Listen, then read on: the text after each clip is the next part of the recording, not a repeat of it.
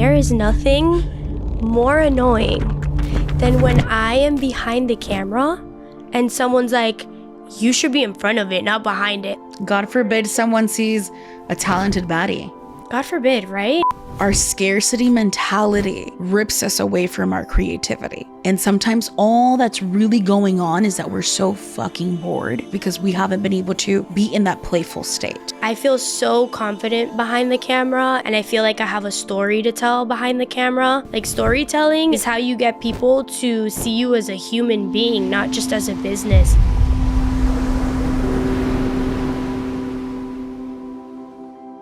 Hello, everybody. Welcome to the Rich and Soul podcast. I'm your host, Nati Restrepo, and today I am sitting with one of my favorite people in the world. I mean, This human is not only a creative director, a social media guru, sometimes model, but she is my beloved little cousin, little munchkin bestie, soul sister, alien sister. And it is an honor, as I was telling you behind the scenes, to be sitting here across the room with you. And we were talking about it. We once dreamed of being able to do cool things like this. Yeah. We were always weirdos. Forever. We've been creating since we were like little.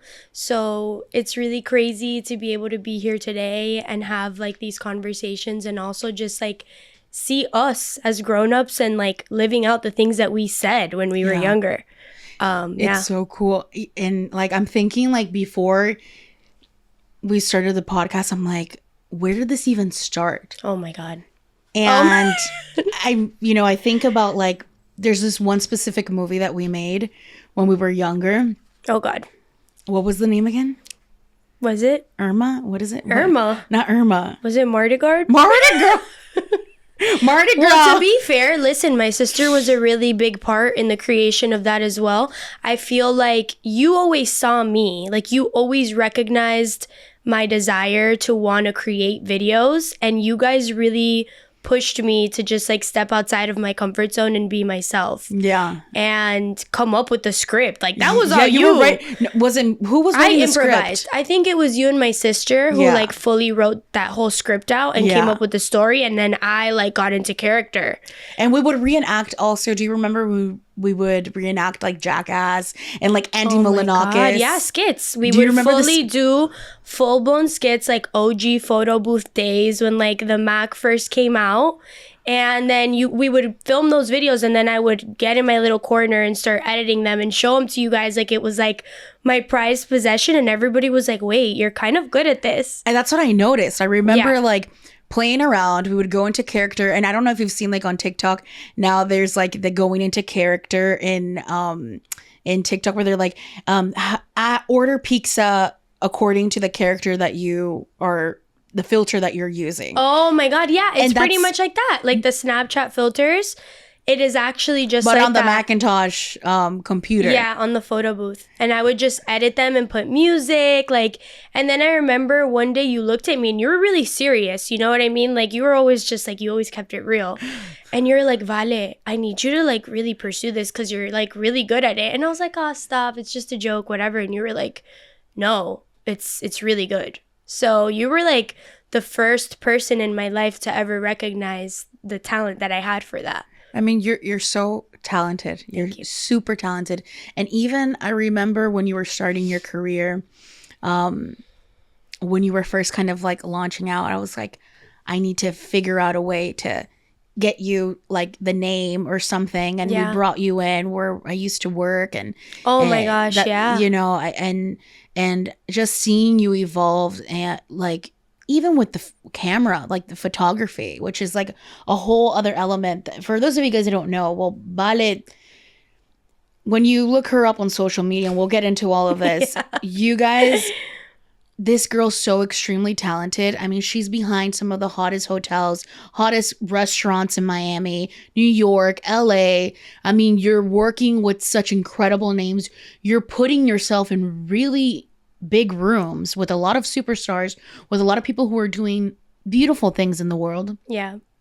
And you know how to carry yourself. And we've been talking about this recently. Vale is that type of person, for those of you watching the Rich and Soul podcast, that you guys have been in the world of House of Vibration.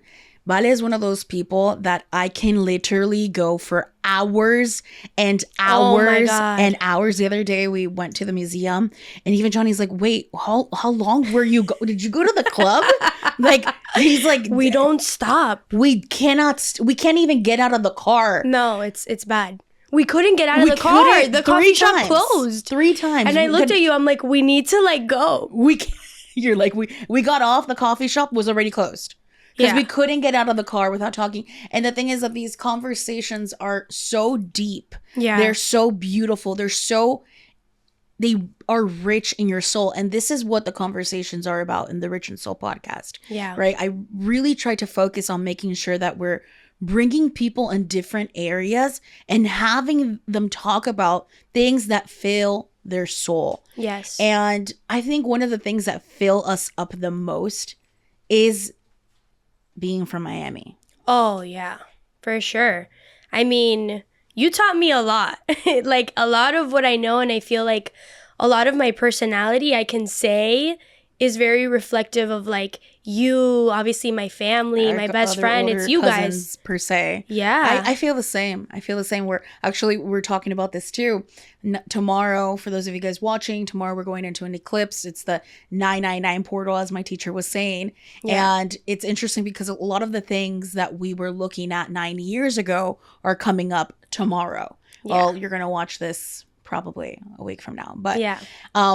Last week you had an eclipse and it's going to reflect all those things for a while of all those things that happened in your life 9 years ago. And 9 years ago, I think there was some really pivotal moments in our career and in our personal lives, especially watching you. I was reflecting this morning and your creativity and the approach that you took.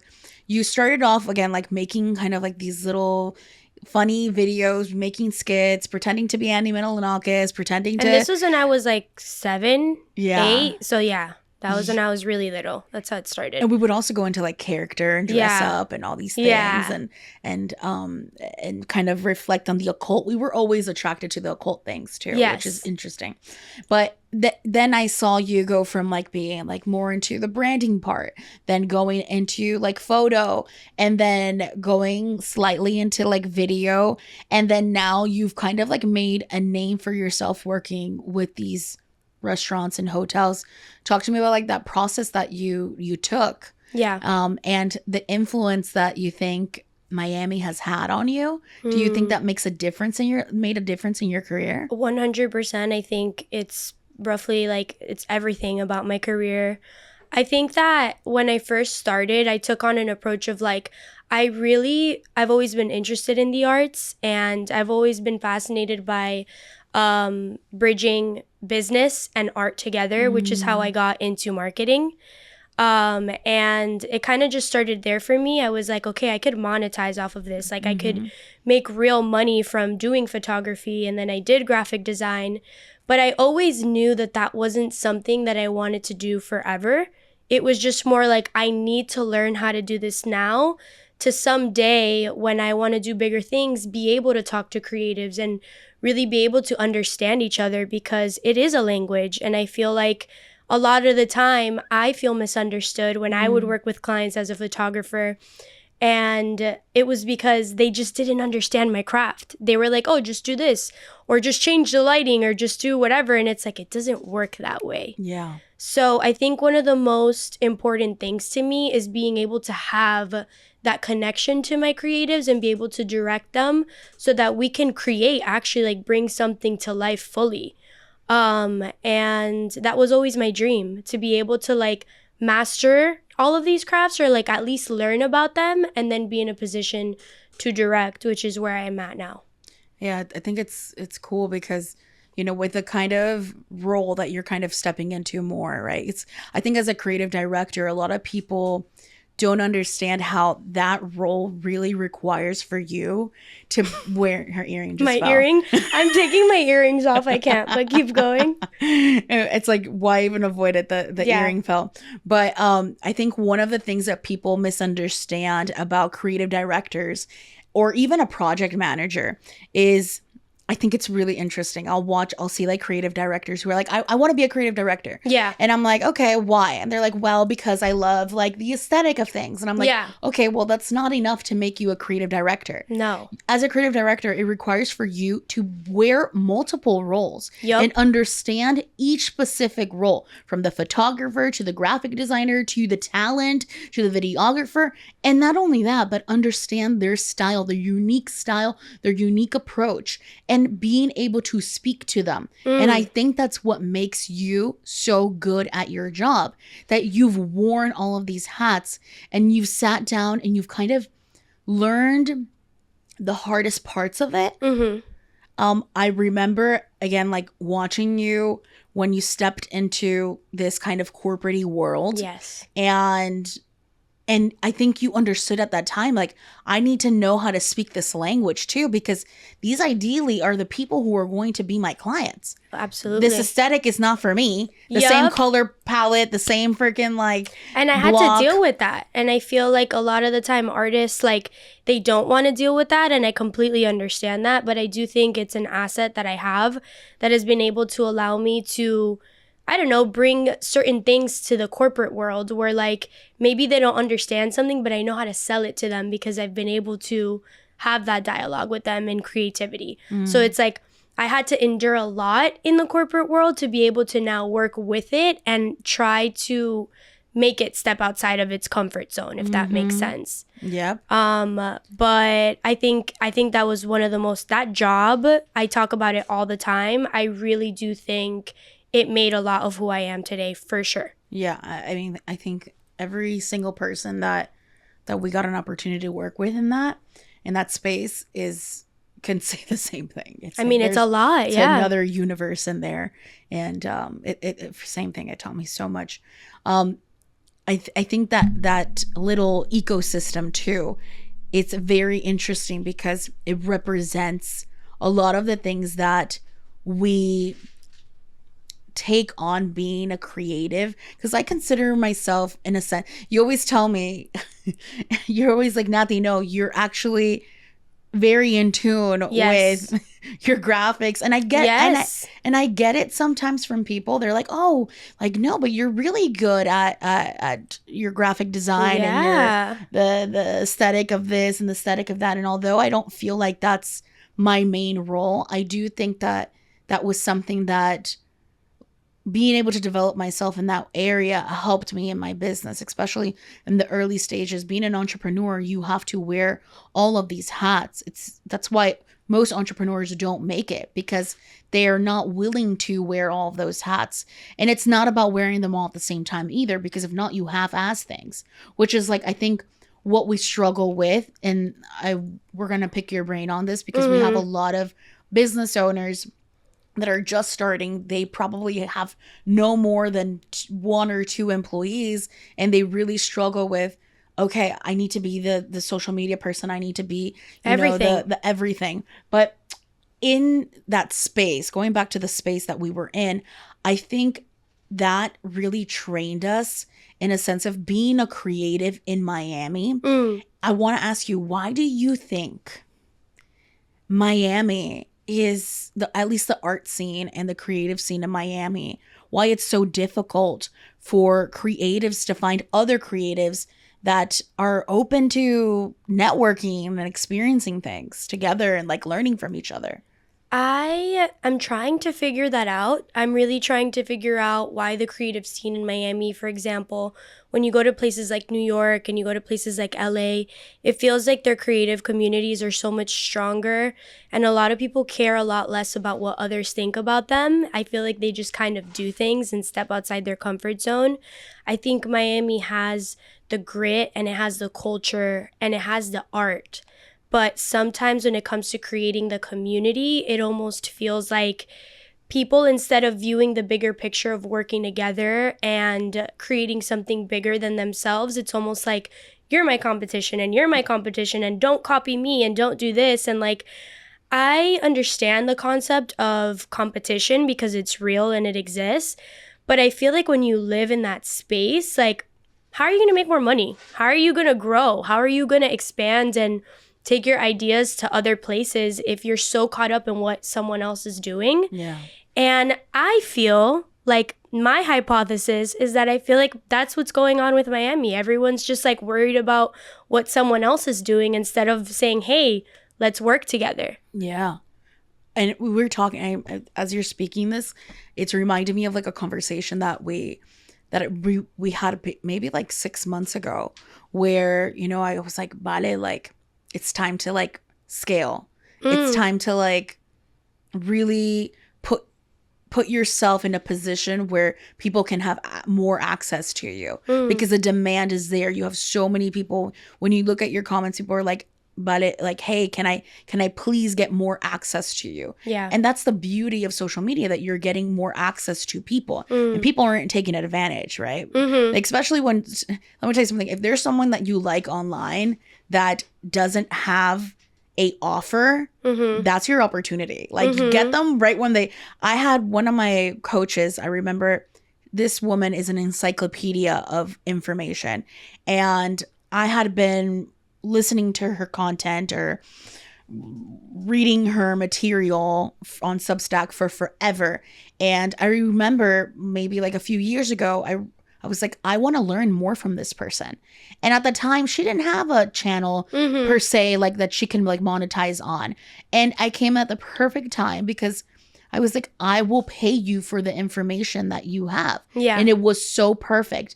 Now, if there is someone that's like just starting, that's why like people like me and Valentina, we're professionals in our space, take advantage of us. Yeah. Those are things that I learned in the corporate world and from mentors that you really can't get anywhere else. But I also want to just continue like on that Miami thing, because it has been kind of like keeping me like, why is it that you go to like LA and you go to New York, and like, I feel like New York specifically, there is such a beautiful community for artists. Yes.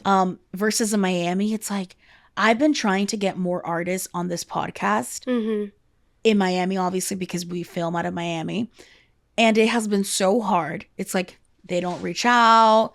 They're, you know, they don't see why it's important for them to express themselves in this way. It's ego. It's ego seems to be even higher. But in New York, when I reached out to artists in New York and LA, they're like, oh yes, like for sure. Like, when you're over here, let's film, let's do it. But in Miami, it's so tough. Yeah. That front is so, the ego, the front is so big. They're like, I don't need to learn from anyone. I don't need to put myself out there. Like, that pain is like, it's really prominent. And I don't know if it has to do with the nightlife scene here.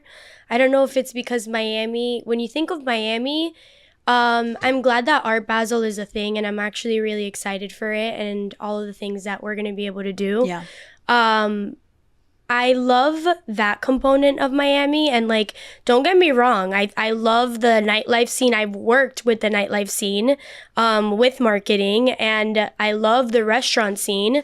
But I feel as though maybe when people think about Miami, that's all they think about, and they don't think about, you know, the culture that has brought us here today, and that support system is really missing. But I think it has to do a lot with ego, and maybe just, I don't know, like that vulnerability of like opening up as an artist and your struggles and like the things that you have to go through to get there. Maybe it's something that some people feel as though it may be embarrassing. Like, I don't know. I just feel like it's harder to get people to open up here for sure when it comes to the art scene and understanding there's a lot to learn. You know what I mean? Like, I think maybe in New York, people go through a lot.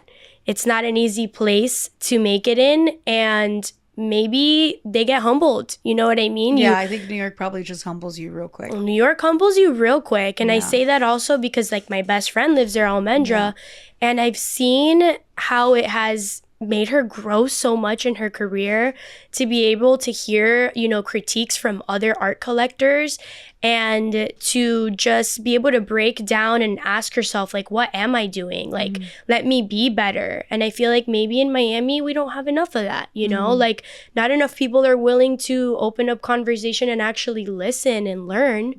Although, it's not that people don't want to, it's that like, we're starting. You know what I'm saying?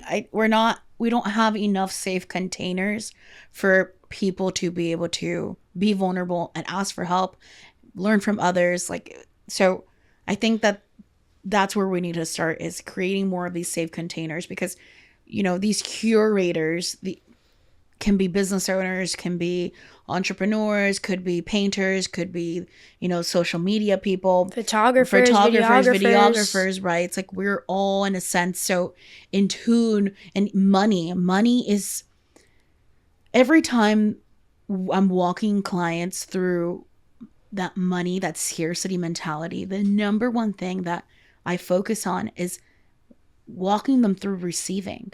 And where is receiving in touch with our creativity, our ability to receive and be in a flow state, to enjoy the process of things. Because when you're in the process, when you're in a flow state, you are not consumed about what the end result is, right? You're enjoying it. And in a sense, the flow state is faith, right? You have this little seed that you're working from, and you're like, I know that in the end, this is going to create such a beautiful masterpiece. And that is what I'm going based off of. And so our scarcity mentality rips us away from our creativity. And sometimes all that's really going on is that we're so fucking bored. We're bored out of our minds because we haven't been able to be in that playful state. So I feel like Miami, I love, like, I've seen like events in Miami where, there's like painting meetups and stuff like that. I think everybody needs to incorporate some of those things in their lives. But I also want to touch on, you mentioned working in the nightlife.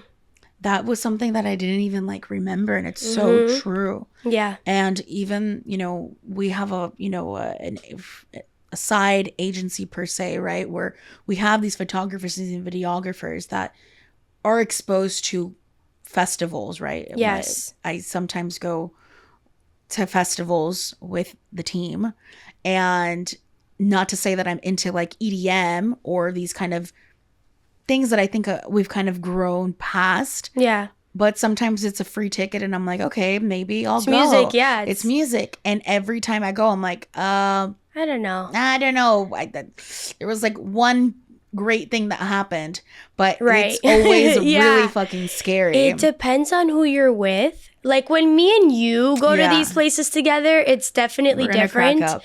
Yeah, we crack up. We're just in that present moment, in that state of flow that like you were just talking about. We have faith that nothing's gonna happen. Exactly. Nothing horrible's gonna happen. The nightlife scene, I still, I have to work with it all the time. Do you think that your spiritual strength, I would say, like, talk to me about that spirituality component that is so within you. Yeah. And do you think that that's helped you navigate the nightlife, filming in the nightlife? Yeah, I think that when you have a core set of boundaries and morals behind you, when you're really serious about those things, you don't bend them for other people. And one of the things that I learned is that people who care about me and people who want to be around me aren't going to put me in positions to bend those principles. And I want to be around people that actually like me more and empower me to be strong in those things. So when I go out in nightlife and I work, I really just try to stay away from, the stuff that at the end of the day, is it improving my business? No. Is it pushing me further in, my spiritual journey? No. I have a goal in mind, and I think about that when things get difficult sometimes in nightlife. I'm like, oh my God, like stop talking to me, you're annoying. Or you're all sweaty, you're on drugs, and you're not on drugs, or like you're making offerings to me that, don't speak to me. So I like to be nice, I'm not like a mean person. and I just have a goal in mind, and I'm like, I just need to finish this and do this, and I'm out, you know? But sometimes you do have to deal with like bullshit. I deal with it all the time. Especially being a girl. Being a woman. Yeah. So speaking of that. Yes. I think it's super obvious. You guys are seeing her. She's gorgeous. She's such a beautiful girl. And I think it's a very taboo, in a sense, subject where there isn't enough women videographers and photographers. Oh my God. And it's so interesting. Like I'm sure that, you know, you've got an opportunity to, maybe when you're shooting, they're like, why don't you come in front of the camera? There is nothing more annoying than when I am behind the camera and someone's like, you should be in front of it, not behind it. Like, that is so disrespectful to me. And I don't know if guys think that like that's game or like riz, but that's actually like so rude. And I don't understand what makes people think that that's like a normal thing to say out loud. But it's almost like you're too pretty to have brains and be behind a camera. Like, I think you should probably be in front of it instead. It looks like you would be better at it. And it's like, do you know that I make a lot of money from this? Like, I don't think you understand that, like, I probably make more than you. Like, you know what I'm saying? But like, let me just be humble. Oh, wow. It's so annoying. It's so annoying, and I don't know why it is so normalized with men. Like, men see a woman behind a camera and they get feral. They act like they've never seen it before, and it's actually very interesting to me when I see that. What do you think that is?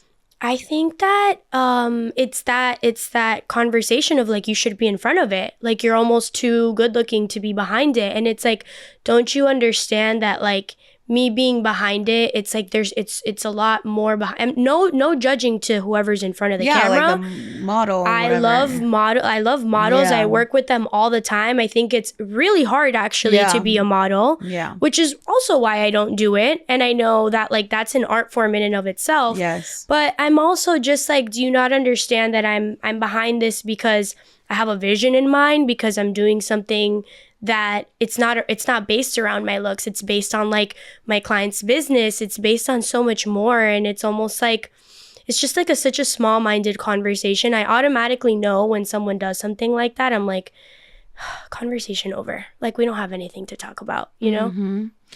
And do you think that there's ever been like a moment in your life where you're like, maybe I should go in front of the camera?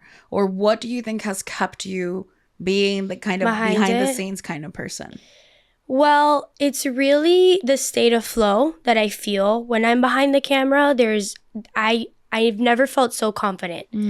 I feel so confident behind the camera, and I feel so powerful, and I feel like I have a story to tell behind the camera.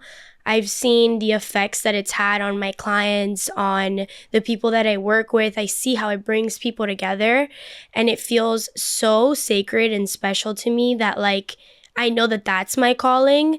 When I'm in front of it, it's not that I would be opposed to it, because I do need to work on my personal branding more, and that's like a whole other conversation. But it doesn't fill my cup up as much, and I just love being behind it. I do. I love it. I think that you're someone, I think both of us, and I think a lot of women leaders, women in leadership positions are so in tune with their feminine and their masculine. It's like we get pushed into like, whenever we're in our feminine, we're like super in our feminine. And then whenever we're in our masculine, we're like super. And we forget the duality of being human is being able to merge between both. Considering that I've seen you, and I think it's different. And we were having a conversation the other night, right? And you were asking me certain questions about your, personal branding and all that stuff. And it's difficult for me to answer that question for you because I know you. Mm-hmm. It's different. It's so different. But if I didn't know you, it's another way, right? Yeah. Which is why I think that it's important for us to create material, not for the people that we know, but instead, who is it that you're trying to speak to? Being that you can also wear that hat where you can be in your feminine and you like to be able to express yourself in that way. what are the pros and the cons of putting yourself in that vulnerable position when you're online, right? If someone scrolls on your Instagram right now, and being that you are this extremely talented human, that you even show it through your posts, but sometimes someone might see it and they're like, oh, it's just another beautiful girl. Yeah, they don't know. I think I have accepted the fact that social media is just this place where people are going to go and they're going to make their perceptions of you regardless. If you make the content, if you don't make the content, whatever it is, they're going to have these like predisposed opinions of you.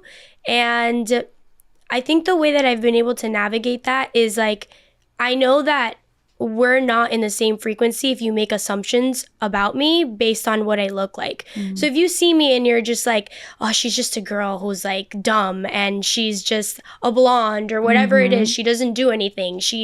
Okay, that's fine. You know what I mean? I don't need to be around you.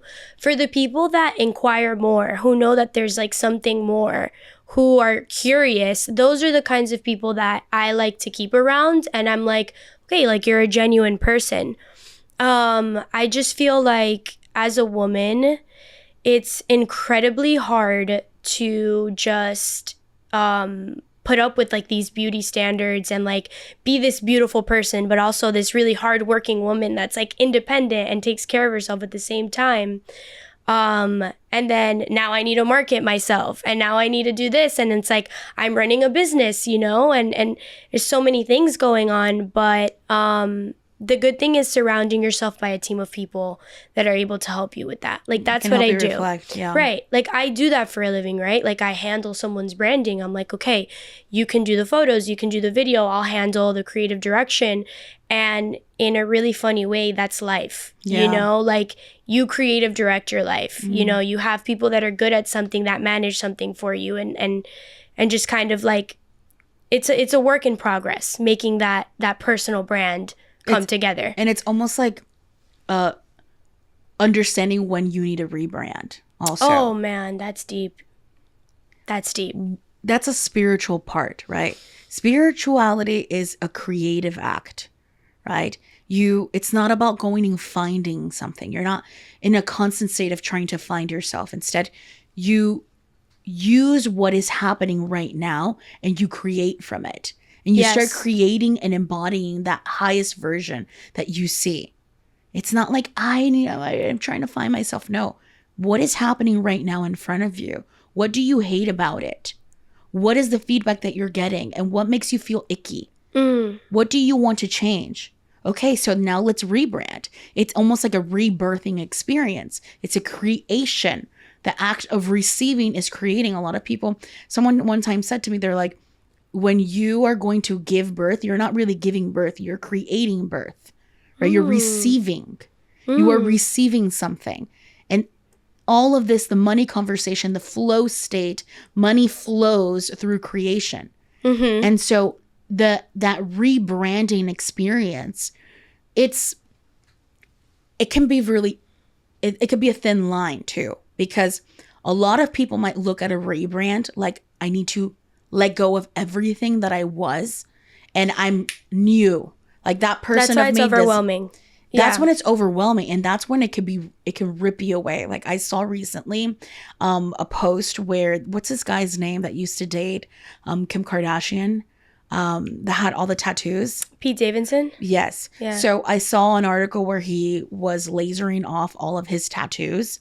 Oh, and really? He's covered in tattoos. Yeah. I get it. He's going through a rebranding, but it's also super lame when you are literally deleting who you are, who a part you of are yourself. in your existence. Yeah. I always see people are like, you have a lot of tattoos. Do you regret any of them? I'm like, I don't regret any of them. Are there a few that are really stupid? Yeah. Like the clown that I have on my ankle? Yeah, I think so. I don't even know if it's a clown. I think about that all the time before I get a tattoo. I'm like, I know I'm going to be old one day. Be like, what was she doing? Like, what was she going through? But that's the point. But that could be, the clown could be a rebrand, right? I can, instead of going and deleting all of the, getting it lasered off, off, I can go and extend from it. I can go and create something beautiful, because when you rebirth, when you rebrand, you're not starting from zero. You now have all of this experience. You have all these codes that are already installed in you, and now you can take that and kind of flourish from it. When do you think in social media or a company or a brand, when are some keys where you're like, this person needs a refresh or a rebrand? When they're not happy or proud of like what they have, there's a disconnect between what they're putting out and what they're creating. You know what I'm saying? Like whenever I talk to a client and they're just like kind of all over the place, I'm like, oh, it's time for a rebrand, because they're not happy with what they have, and the idea that they have is not translating or communicating what it is. And that's when I have to be very honest with them and be like, listen, maybe it's time for you to do a refresh on like your brand messaging on this and that. I don't think you're really communicating what you're telling me.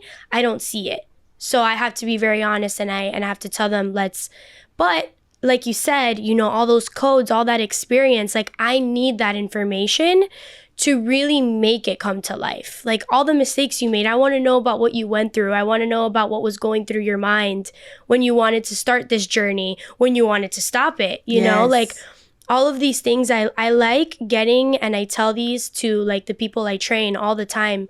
Before you go into a restaurant, into a hotel, whatever you're creating content for, be curious. Ask questions, be passionate. Like that's going to make you so much more creative about the things that you're making and have so much more context on the brand itself. Ask questions, be curious. Ask questions. I don't understand why people are so afraid to ask questions. Me neither. I'm very like, I be asking questions. Like sometimes I'm like, am I crazy? But I think like being curious is it's your inner child. Yeah. I don't care. Look ridiculous. I've been in rooms where there's some true shapeshifters. Ooh, that's a good name. Shapeshifters. Shapeshifters. Well, not shapeshifters. But anyways, I've been in rooms with some incredible legends, and they'll be like, anybody have questions? And nobody will raise their hand. I'm like, me, I got a question. I wanted to ask you, we were talking about, the other day I was scrolling on Instagram, and I saw this company who did like virtual reality, right? And it made me think it was such a cringy video. And they are going hard. Like they post every single day. Like AI videos?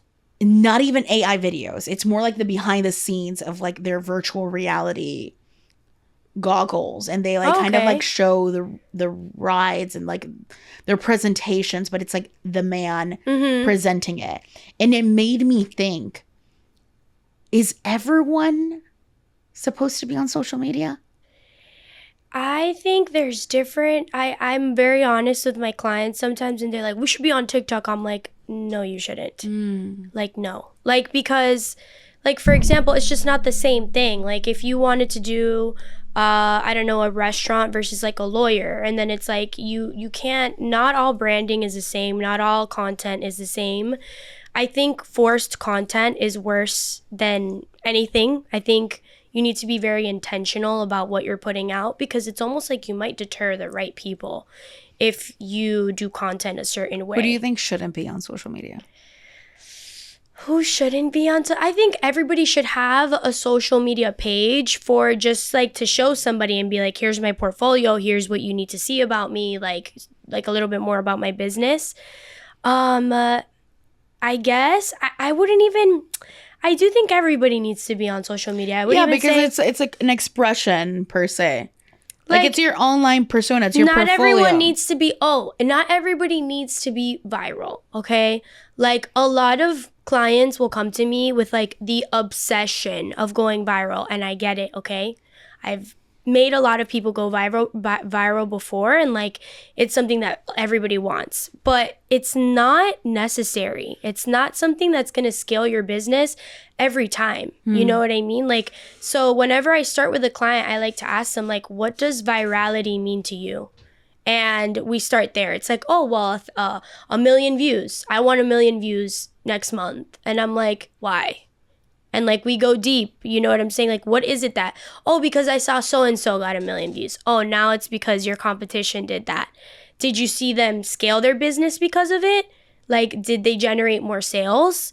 What is more important to you, generating more sales or having 500,000 views on a video and not a single customer come through the door?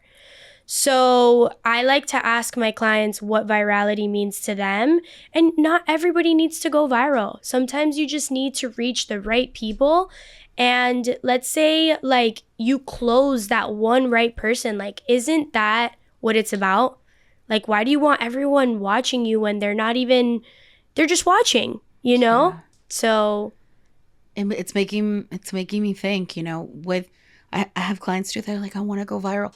And I think all of us grow this addiction with being seen. It's a drug. It's a drug. We almost have become, we're modern day slaves to content. Yes. And we all experience this. Anybody who's a business owner, especially, right? We feel like this constant need to being able to produce. And like if you fall behind one day and it becomes really hard. But I strongly believe that a lot of us aren't ready to be viral. There's a reason why God hasn't made you viral. And it's because you don't have the tools necessary to monetize in those moments. You don't have the resources to monetize. That's why you have to be ready and prepped. Because how many times in the past have you been in rooms with people who were ultra successful and you're like, wow, this would be the ideal group of people that I would want to speak to and sell my offer to. But in that moment, you were not ready. You didn't have your offer ready. Right? So you need to stay ready. Okay, let's say that tomorrow you did go viral. What would you monetize that with? What would you do with all those 10 million views? And it's almost like prepping your nervous system to go viral. Because if you're not ready for it, what does it matter? It doesn't. It doesn't matter. I saw a lot about virality. People think it's luck. And part of my course is about how virality is an art. It's not necessarily luck. And when I think about luck, I feel like luck is when preparation meets timing. Like it's not just happening to you, because some people might get lucky and they don't do anything about it. They weren't prepared for it and it just goes right by them. And I feel like in a sense that relates to virality, because you might go viral and then you did nothing with it. Like, what happened? You know what I mean? Like, did you keep it going? And there's been plenty of times in my life where I've gone viral and I haven't done anything about it. On your personal page? On my personal page. It's about being very intentional about it. And as a business, when you go viral, there needs to be certain things and like systems of processes made so when you do go viral, you're ready. Because there's been times where, like, for example, I'll make a restaurant go viral. Are you ready for all the people to walk in through that door? Is your operations team ready for that? Did you guys, you know what I'm saying? It's so much more than just like getting people through the door. It's about maintaining them. It's about, you know, okay, I got you 1 million views. I got X amount of people in here. Why is your server being really rude? Why is the food taste bad? You know, like, why aren't you maintaining your legacy? And that's where I have to come in and be very honest and say, hey, this wasn't that good today. Or like, hey, I saw somebody do this. And it's really important to keep people around you like that for your business that keep it real with you. Some people don't take it kind to the heart. Yeah. But I'm not just here to do your marketing. Like, I am here as a person in general that looks at your business and wants you to scale. And it's the same, that component, right? It shows us that social media can really be a spiritual thing. And it shows us that the same way that we would look at being viral, okay, I want the 1 million views, but are you ready to scale those 1 million views and monetize off of them? It's the same way that we look at money. You say that you want $1 million, but you don't even know what you would do with those $1 million. You have no idea what you would do with those $1 million. You don't even know how to write $1 million. Period. Like you don't have a bank account that can hold the $1 million. You don't have systems in place that can hold $1 million. Like you would probably, I do this exercise, the $2 million exercise when I onboard clients into my one-on-one coaching program. I've had clients tell me, I would give you back the money because it's too much. They don't know what to do with it. They're like, I don't know what I would do with it. That's how untapped we are. We don't think that we're capable. We don't think we're valuable enough to be able to be seen by others. Every single human being should think about the opportunity of what would you do if you were in a room with 10 million people? What would you say if you had an opportunity to say something to 10 million people on earth? What would you say to them?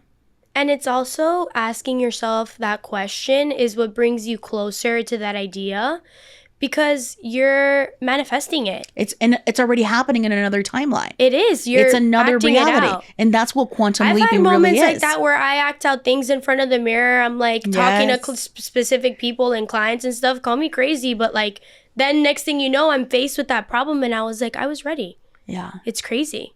I remember like, I don't know why this brought me back to like first day of school, like 9th grade. Oh, yeah. Would you do that? Where you're like, you'd like act out girl. like your first day of school. You'd like with your outfit, you're like, okay, and I'm going to go up to this person and I'm going to be like, hey, how's it going? I'd like move my hands a certain way. Or like the exercises they would make you do where you're like, hey, I'm, my name. Yeah, this is like, my name is Nati. My name. Yeah, exactly. I would practice that shit the hell. Yeah. So same thing. We all have to kind of like, or when you're in the shower and like, have you ever like practiced like an argument with like someone else and you're like, yes. Yes. Yeah. The argument. And it's like, and then, yo. Okay, so virality. Everybody wants to know about that. Now, let me ask you about, this was a tricky one. Quality versus quantity.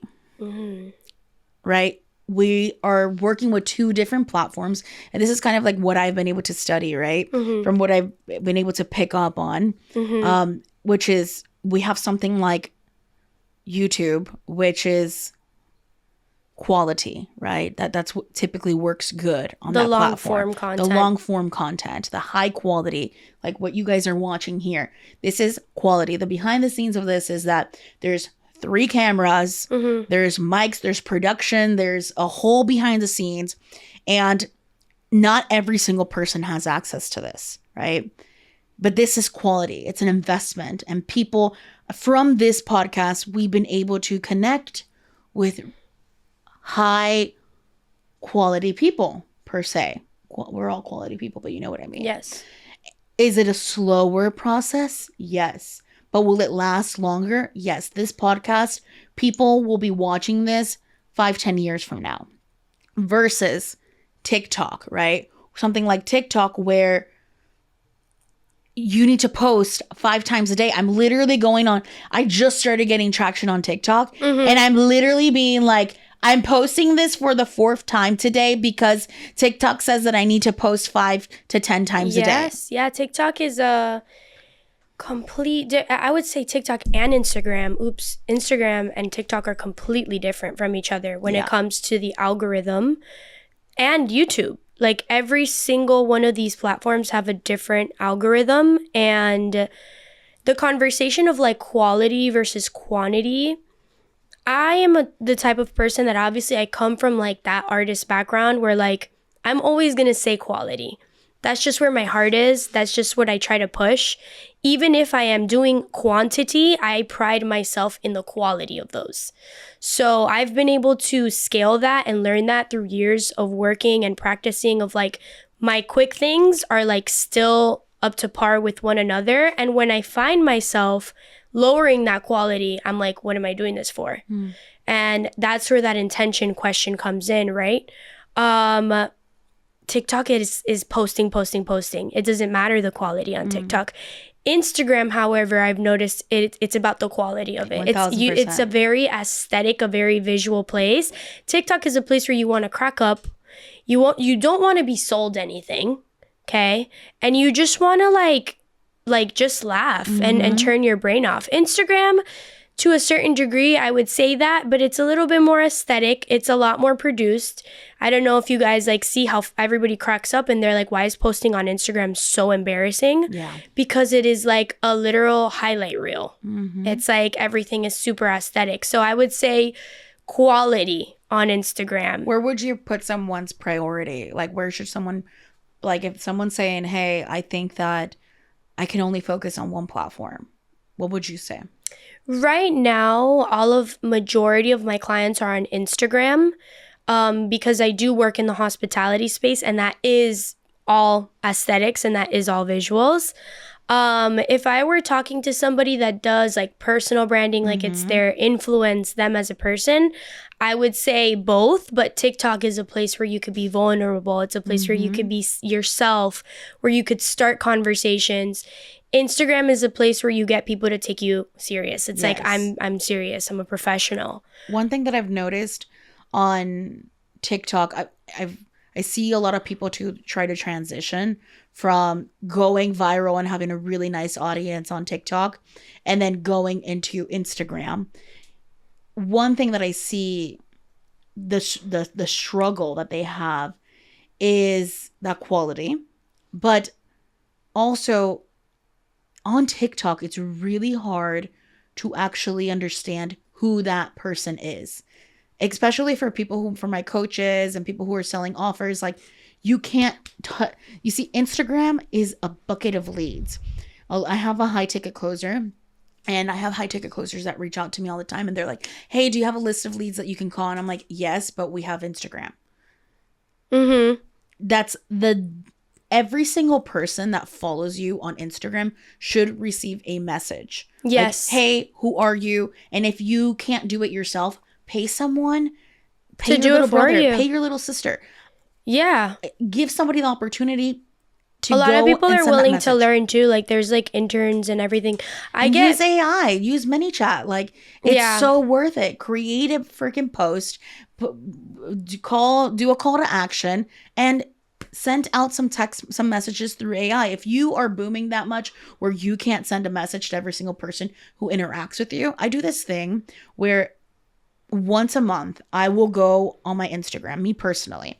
I use some AI sometimes. I also have someone who helps me sometimes. This is my assistant per se. I have her go in, hey, reach out to some people that stand out to you. But I do this thing where once a month I go on my Instagram, and sometimes it's not even people who follow me. I'll go on my For You page and I will literally say, God, help me land on someone who is needing the material that I'm offering. And I'll message the person. I'll say, hey, I don't know what made me connect with you, but something's telling me to connect with you. And I'm going to tell you 80% of the time, that person was needing that information. Yep. Oh, yeah.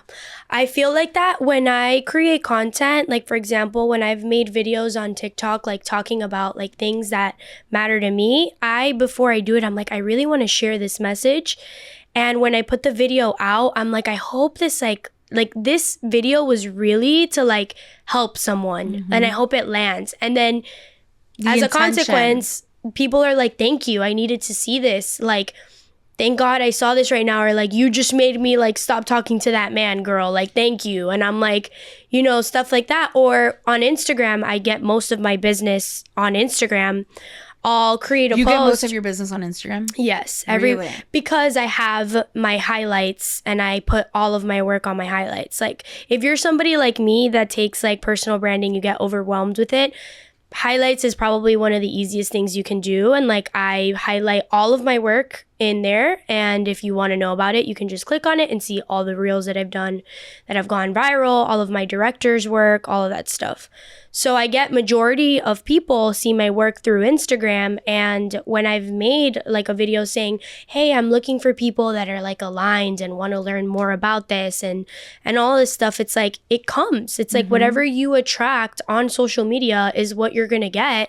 And I think that that's the beauty of being, again, like intentional about it. We have a lot of people in the community that are obviously, holistic practitioners, whether they're Reiki or sound healers or, other spiritual leaders, community leaders. And social media, obviously, I think especially for those people who are spiritually in tune or even artists, right? Social media can be really hard and difficult putting yourself out there. Yeah. And I find a lot of times that they're like, again, stuck on the concept of going viral, and they forget to put in that intention. That is something that you have reminded me of so much.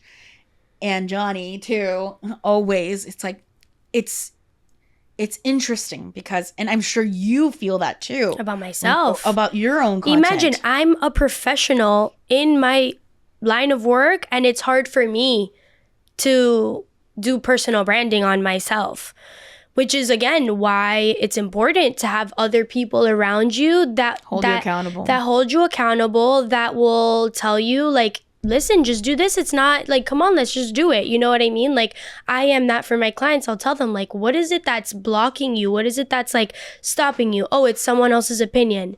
And then, like, we go deep into that, and I'm like, well, why do you care about what your high school classmate has to say about your business?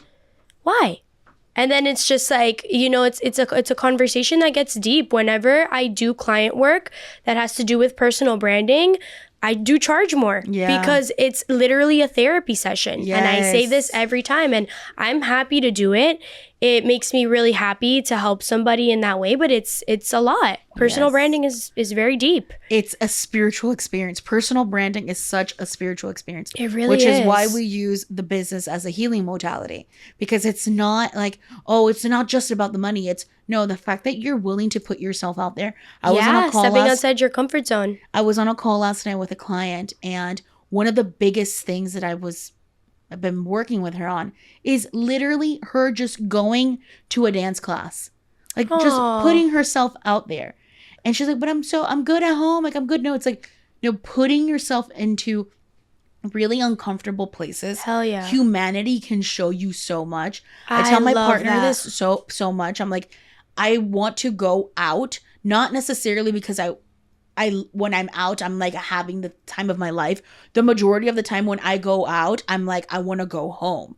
But that alone is so healing, because when I'm in front of people, when I go to a bar or club, and I don't drink or anything like that, but it reminds me of the work that I need to do. And there will always be someone who inspires me, whether it's the, security guard outside, or, the homeless man outside, or the person serving food.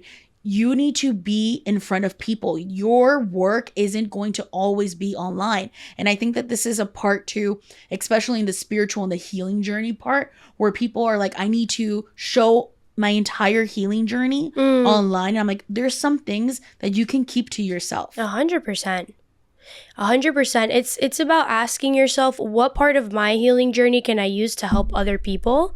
Because social media is about relatability. Okay, like even for businesses, it's about if I'm creating content for, like, let's say a restaurant or a hotel, it's like, what content can I create that's shareable, that relates to other people, to their intrinsic values, whether that's like going on vacation or sharing a meal with somebody. That's something that's so like intimate and so relatable. Like it taps into like things that you do every single day. So what content can I create that somebody else is going to resonate with and share with their partner, with their best friend?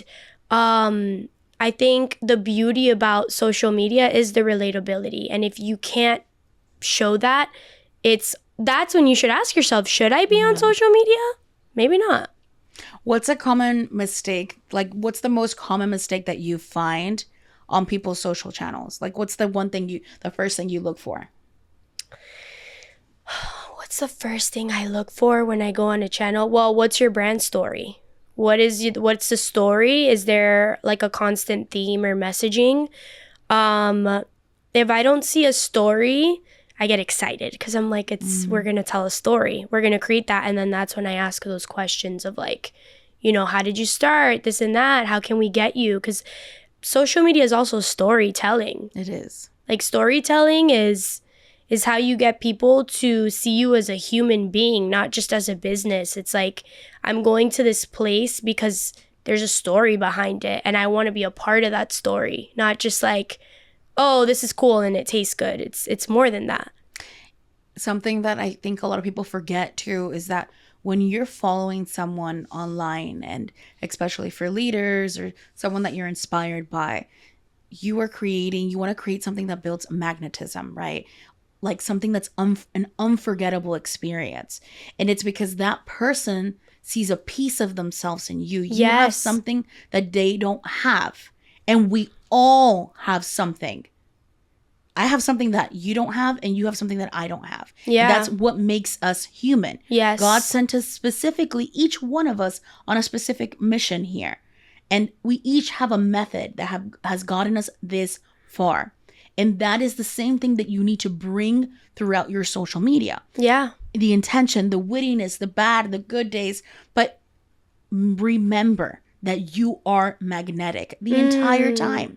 Yeah, but self-confidence. It's all about self-confidence and believing you're good enough to tell your story, or you're good enough. Like, just because there's millions of people doing it already, you might feel like overwhelmed and like, how am I going to stand out? It's a saturated industry. People ask me that all the time in my life. Like, they're like, do you think social media is a saturated industry? But it's the same conversation as music industry, as the arts, as anything. Is it saturated? Maybe, but that doesn't mean you don't have a story to tell. If you have something and you put it out, it's of value, and people are going to find you, and you're going to create a community out of it. It's like, again, like, stop thinking about what someone else is doing and like believe in yourself. You have a story to tell. That's why it's so important to get out there and actually step out of the social media lens and actually step out into the universe, onto the streets, onto the places that Step outside of your comfort zone. Step out of your comfort zone where wellness isn't at, where art isn't at per se, and try to look at how you can glorify the ugly. Because when you go out and step out into society, you realize that your market is not oversaturated, because there's so many people who need your help. Yes, that's so true. And I feel like being an introverted person, it could be harder for you to step outside of your comfort zone. I personally, we were talking about this the other day. I've always been like shy and a little bit reserved when I was younger. I wasn't this extroverted person. But I really had to build that in order to be a business owner and to make money. I realized I need to be extroverted. I need to talk to people. I need to step outside of my comfort zone. And I still put myself in positions today where I, for example, teaching in front of a group of people, it was something that I was like, am I good at this? Like, and then I looked at myself and I was like, I wouldn't get this opportunity if I couldn't do it. It wouldn't come to me. And like, that's when you need to break through something. It's like, this came to me. It's challenging me to step outside of my comfort zone. It's time to step out of my comfort zone. That's when you have to. It's like that quote where it's like, God would not plant that seed in you, that business idea, if he wasn't going to present you with the clients. The clients are already there waiting for you. I think we get so caught up into things that nobody gives a fuck about. No one cares about. You think that you need to wait for the perfect moment. You say that you're a perfectionist, but you're really just like, I'm afraid of being seen. I'm afraid of being seen trying or failing or being vulnerable. That's really what you're afraid about. Why is it so embarrassing? I want to talk about this. Why is it so embarrassing to try? Isn't it more embarrassing to be a loser and not try at all and do nothing? Like, why do we put other people down on social media? It's like, oh my God, did you see that girl? She's really trying to, like, it's like, yeah, she's trying to make money. She's trying to grow. Like, maybe you should ask yourself why you're so uncomfortable with the art of trying something new. Like, I don't know why it's so embarrassing to try. I think it's because a lot of us, when we've mastered something, we make it look so easy. And that's why it's so important for masters. A true leader is willing to be vulnerable. Yes, that's very true. And if you're not willing to, let's say you've perfected something, and I do agree, when you're ready to start teaching, it's because you've perfected something. Yes. You shouldn't be trying to teach everything, right? Yeah. You're going to walk people through a process that you've been able to perfect per se, right? You make it look so easy. whether you're a manager, a boss, a business owner, right? You've gotten to a point, right? You have this bucket of information that you can feed others through. But being a good leader requires for you to be vulnerable and for you to be able to express, hey, I don't know the answer to this, versus trying to make up the answer. That's how what you was become. the conversation that we were having where you were like, it's better to say I don't know versus I know everything. I know. What was it that we were saying about that? I think being a good leader, and that ties back into being a creative director, is understanding you have so much to learn still. And especially in the creative space, in a space where there's technology involved, you never want to be that know-it-all person that's like, no, this is the way we need to do it, and we need to execute it like this because the shot list says so. It's like, I like to listen to my creatives when they tell me, you know what, Valentina, maybe this shot we shouldn't do it this way because of X, Y, and Z. When you're not willing to listen to somebody that masters their craft and is trying to make something happen, and you're just so stuck in your ways, you're limiting creativity, you're limiting flow, you're limiting money, you're limiting everything. And I think being a true leader is being vulnerable and being able to take a step back and understand that maybe you don't know everything and you have a lot to learn. There's nothing more frustrating, and I think a lot of us has been there when we've been in a corporate scene or in a job where you have that boss that has just like, sorry, a stick up their ass. Like, it's like, my God, like how did life get you there? You know what I mean? Like, what happened to you that made you so stuck in your ways? Like, that's probably one of my biggest fears as a human being, to be like that. I agree.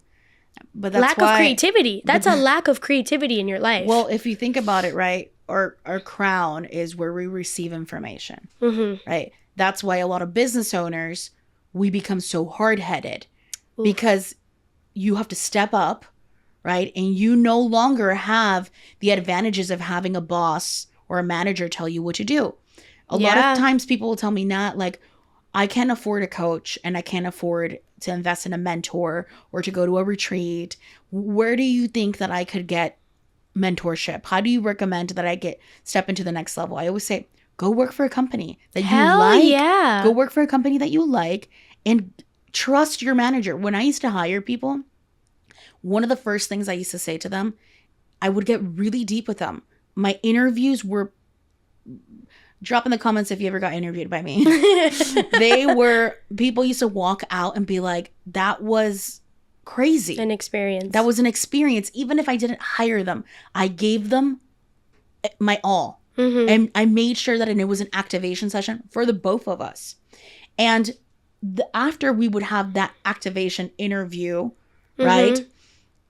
I would ask them, hey, I want for you to take a few days and to think about if you trust me, if you trust this company. Wow, that's beautiful. Because from this point on, if you decide to come and work with us, you're going to have to trust me so that I can lead you through the way.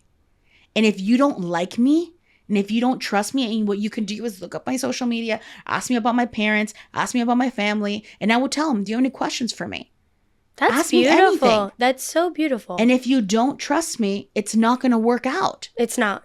It's not. And it's vice versa, right? Like, as a leader, and then also as somebody who is in that position to learn and to, do their part.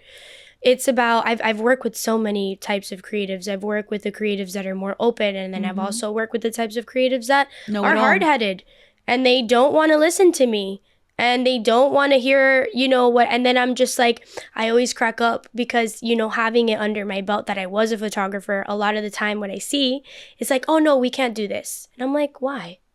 And they're like, oh, because da-da-da-da. And I'm like, don't try to bullshit me. Like, I've done this before. I've worn those hats before. I know how to do this. And I see it all the time happen with, like, my other clients when, like, I see the creatives kind of try to, like, bullshit their way around things because of laziness, because of many things, like just not wanting to do something. And that's where that trust comes in play. It's like, do you trust me to be able to lead this project forward? Because if you don't, then you're sabotaging the vision entirely. Yourself, your work that we're putting out, the client, it's not about you anymore. Like, take a step out of your creative position and understand it's more than just your project. Everybody involved in here has something to make and create out of it. And like, let's work together as a team, you know? Like, let me help you. I've had moments like that. I've had moments like that with a creative, and he tells me, I love working with you. Like, I feel like you understand me. I feel like, you know, we can have these hard conversations, because like creating is hard. Like, being, especially with a bunch of professionals. It's so vulnerable. With the crown is like so blocked because they work by themselves for the most part, and they know that they're the best. And it's like, okay, but together, right? We're all sourcing together. We're all receiving at the same time. We're all channeling together, and we all have a unique approach. And it's, again, like all the problems in the world come back to this same exact conversation. Yeah, it's something that is like also visual and artsy and stuff. So like, it is really vulnerable to get that wrong, you know, and you need to know how to communicate that as a leader. Sometimes when you're shooting and something's not coming out right, like let's say things how it is, sometimes it looks like shit. And you know, as a leader, you need to be able to communicate things and be honest without just being an asshole. You need to be like, you know, hey, you know, this isn't, be solution based. Yes. Oh my God. Some people just really struggle with like being solution based. It's like they bring up problems. Oh my God, this looks bad. They just block themselves completely. It's like, this looks bad. I don't like this. I don't like that. Okay, so what are we gonna do? Like, let's be solution based here. I always like to, when I'm in a creative scene, that's what I pride myself the most in, and I talk about that in my course as well. Don't bring people problems without bringing a solution, and that is actually what I learned at that job. Yes. At my first big girl corporate job. We'll never forget, I brought a problem, and my manager at the time was like, don't ever bring me a problem without a solution. And I was like, oh, you're not wrong. Yeah. Yeah, it makes you reflect on like, it's a personality thing too. The only person that you could ever bring a problem to without a solution is your mom and God. Yeah, sometimes you don't know. Sometimes you really don't know. But in terms of another human being, you have to come. That was also one of the biggest takeaways there for me. That was so installed. That was in so me. real. Like, that was real. It really was. Shout out to that process that comes from not a great place, but that's maybe in a few years from now we'll disclose that. But I think that these are all really interesting conversations that all creatives, all business owners, all spiritual leaders need to have more access to, right? A safe space to be able to express themselves and to curate new ideas. And I think one of the biggest things that I want to do with House of Vibration is to create these kind of platforms and these environments where we can be creative, but also be in tune with the sales and the scaling part, right? And so that's an art itself. It's an art itself. And so with that being said, I do want to let people know, I know that we haven't officially announced it, but me and Bale have been thinking about what are the best ways for us to be able to give Miami access to really, really talented creatives that are spiritually also wanting to grow. Yes. And who don't want to be broke either. Yes. Let's stop gatekeeping information. Yes. And create a safe incubator for people to express themselves. So if you guys are interested in being able to be around these kind of people, get inside the right rooms, learn from experts, we want to invite you guys. We are launching the Curators Club, and we are going to be launching this during Art Basel, December 2nd. If you're interested in this, I invite you guys to drop. We should do like a giveaway. Yeah. Yeah, right? For sure. 100%. Let's do a giveaway. Let's do that. Okay. So what should we do? Right. Okay. Let's do the first... 3 people who drop in the comments? Let's do the first 3. I like the number 3. I like the number 3 too. But let's make it trickier. You have to post it on your Instagram. Post this on your story. On your story. And tag us. And tag us. Yes. Okay. And then you got an entry in there. You have an entry. Automatically. Yes. This is going to be a really dope event. And also, you have one-on-ones with us. You have more of our, like, personal, not one-on-one quite literally. We should do that, though. But yeah, like, more of a personable, like, hey, you know, like, let's have a conversation. What is it that, you know, you want to grow from? What do you want to learn? I want to know a lot about what the community wants from us, too. And be able to, you know, design it in a way that's like we're helping everybody, you know? I'm so excited. The Curators Club is going to be really dope. Yes.